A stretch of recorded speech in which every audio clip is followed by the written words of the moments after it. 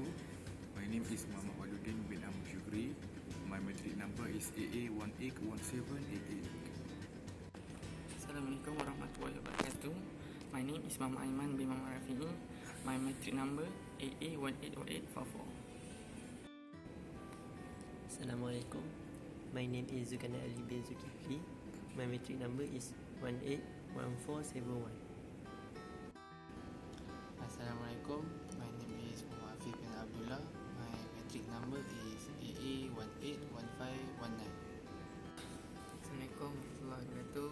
My name is Muhammad Syazrul bin Zulkifli. My matric card is AA181797.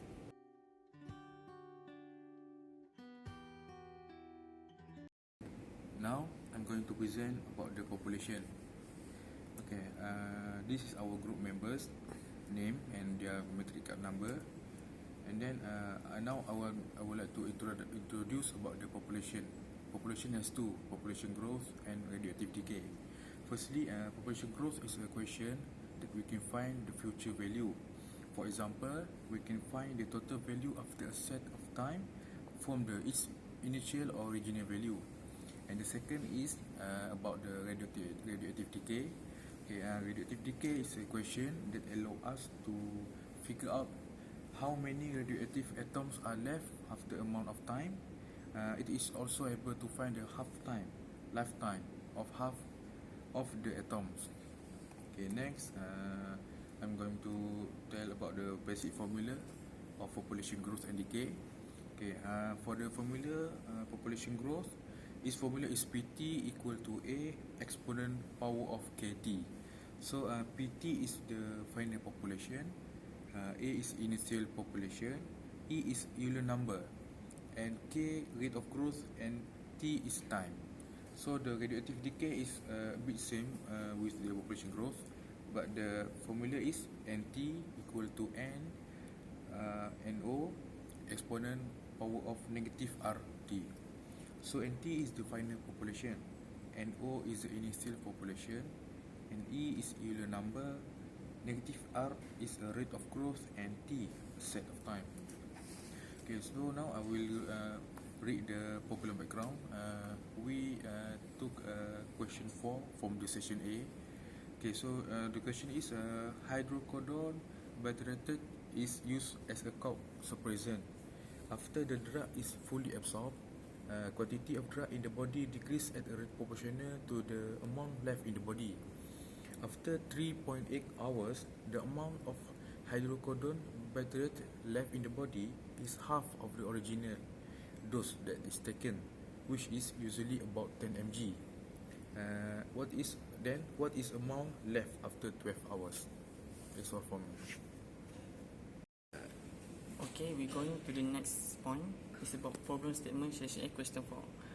There are two problem statements. First one is find the decrease of drug quantity at a rate proportional to the amount left in the body. And lastly, find amount left after 12 hours. So we use the method population growth to solve this problem. So the information given is T is equal 3.8 hours, T is 0 hours because it is initial, then T is equal 12 hours.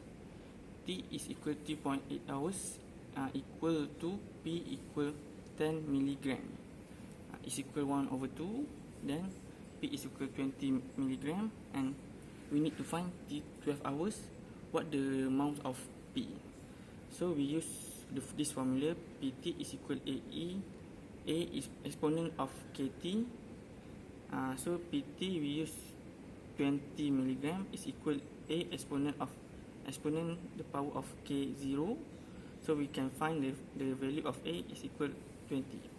So we're going to PT is equal 20 E exponent the power of KT. So we use the information P10 is equal 20 A E exponent the power of K, T is equal 3.8 hour. So we can find the value of K is equal negative 0.182. So we can put inside the formula PT is equal A exponent the power of KT.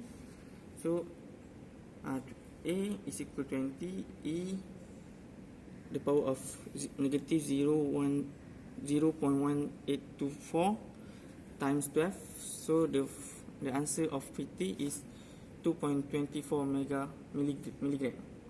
So the final answer for the amount left after 12 hours is 2.24 milligram. So the conclusion is, by completing this question, we are able to understand the population growth and decay are used for. From the formula, we can find the initial population, which is A, and rate of growth K for the information given. Besides that, we also can find the birth rate, death rate, immigration rate, and age distribution between two times using this formula. So that the formula is very useful for the future. Thank you. So I will introduce about Newton's law of cooling. So this Newton's law of cooling, it is a model that describes mathematically the change in temperature of an object in a given environment. So this is the formula for Newton's law of cooling. The temperature is divided by D time and equal to negative K multiplied by temperature minus temperature environment. K is proportional constant. It means negative VE is temperature decreasing. So how we derive this formula is, firstly we need to move the temperature to D temperature side and the negative K to D time and integrate the both sides. After integrate the both sides, this is the result, which is lone temperature minus temperature environment equal to negative KT. Then we multiply by exponent for both sides because we want to make this lone disappear, and after multiply it by both sides, it will become temperature minus temperature environment is equal to exponent power of negative KT plus C. Negative KT multiplied by exponent power of negative KT multiplied by exponent power of C is equal to A. So the formula will become temperature minus temperature environment equal to A exponent power of negative KT. So after we bring the negative temperature environment to right side, we will get the temperature is equal to temperature environment plus AE negative KT. At time equal to 0, which is cooling process, T initial is equal to T environment plus AE power of negative K multiplied by 0. It is multiplied by 0 because the formula given is negative KT. So T is replaced with this value, and it will become T initial equal to T environment plus A.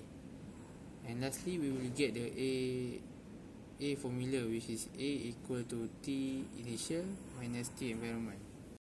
Lastly, we will get the temperature for object temperature at time T. So the equation is temperature time equal to temperature environment plus temperature initial minus temperature E multiplied by exponent power of negative KT. So after this, we will show how this formula will be applied to the problem statement given. Okay, now I will explain about the question 3 that we choose for our assignment. So for the problem background, during the holiday season, you help your auntie with her catering business. Before you can serve soup to the guests, your auntie asks you to cool down the soup first. The rate at which a container of hot soup cool downs is proportional at the instant to the room temperature. A container of hot soup is placed in a room of temperature 18 Celsius and in 6 minutes the solution cools from 82 Celsius to 50 Celsius. Determine the length of time T taken for the solution to cool down from 30 Celsius to 20 Celsius. For this question, we need to find the time taken, which is T, from 30 Celsius to 22 Celsius. 3. Okay, for the answers, first we list down all the information given, which are T environment is 18 Celsius, T initial 82 Celsius, time taken from 82 to 50 Celsius is 6 minutes, and the question 1 is time taken when 30 Celsius drop to 22 Celsius. So to solve this question, we use the cooling process equation, which is T equal to T environment plus, in bracket, T initial minus T environment times by E exponent power of negative k T. So we list down the equation, and which is T environment is 18, so here, and T initial is 82, so 82 minus environment 18 times by E power of negative kt. So after calculation, we got this equation. So then after 6 minutes, the temperature dropped to 50 Celsius. So we list down the 6 minutes here, and equal to 50 Celsius. So we will calculate using this formula, and we got this equation. So to find k value, we in IN. Okay. So after that, 32 over 64 equal to 1 over 2. So exponent from here, we multiply, so get ln 1 over 2 equal to negative 6k. So the value of k is 0.1155. So the next one is what question 1, time taken for temperature drop from 30 Celsius to 22. So the environment 18 plus initial 30 minus environment 18 times by exponent k value we calculate before times t. So after this is the new equation. So next is when the temperature is 22 Celsius. So we need to find the time taken. So we use the equation before, 18 plus 12 E k value times t. So exponent from here, we times by 20 over 18. So we get ln 1 over 3 equal to negative 0.1155 t. So next, the t value we get is negative 1.0986 over negative 0.1155. So the t value is 9.5117 minutes. That's all from me. Thank you. For the conclusion of the Newton law of cooling, we are able to learn from what Newton's law can do. We are also able to identify mathematical ideas and apply it in our daily life. By using the information and using the formula, we are able to find the initial temperature, which is TO, and then we are able to find the constant K. We are also able to find T, time that taken, and we also able to find the temperature environment.